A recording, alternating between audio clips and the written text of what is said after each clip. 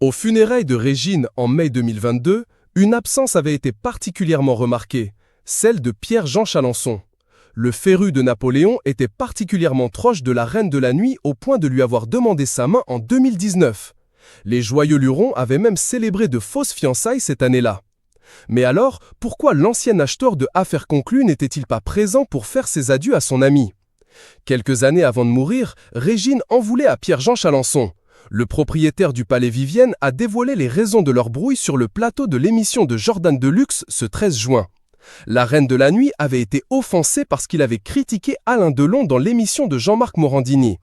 Je l'ai fait inviter à l'anniversaire de Régine il y a quelque temps et il m'a absolument ignoré et il a été assez odieux.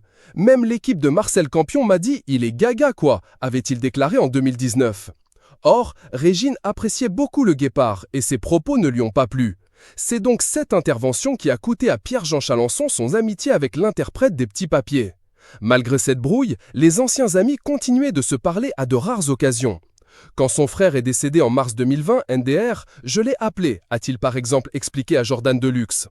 Mais ce n'est pas à cause de ce froid jeté entre eux que Pierre-Jean Chalencon n'a pas assisté aux obsèques de Régine.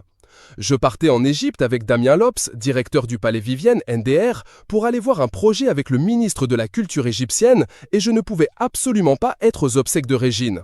A-t-il d'abord expliqué avant d'énoncer l'autre raison pour laquelle il n'était pas présent. La dernière fois que je suis allé au cimetière du Père-Lachaise au crématorium, c'était pour la crémation de Charles Trenet en 2001, NDR, et j'ai fait des cauchemars pendant 5 ans, donc je me suis juré et plus jamais y retourner. Mais il y a une personne que Pierre-Jean Chalencon ne porte pas dans son cœur, Caroline Margéridon, l'antiquaire de Affaires conclues. C'est elle qui a été racontée des saloperies me concernant sur Régine, a-t-il lâché face à Jordan Deluxe. Selon lui, l'entourage de Régine, dont Caroline Margéridon, n'aurait pas été assez présent à ses côtés lorsque celle-ci s'est retrouvée sur la paille à la fin de sa vie. Ils l'ont mise dans un EHPAD dans le 8e arrondissement. Elle n'avait plus son appartement, ils lui ont vendu tous ses biens. Caroline aurait pu aider un peu Régine, s'est-il indigné avant de conclure « Moi, si j'avais été toujours aussi proche d'elle, je ne l'aurais pas laissée. »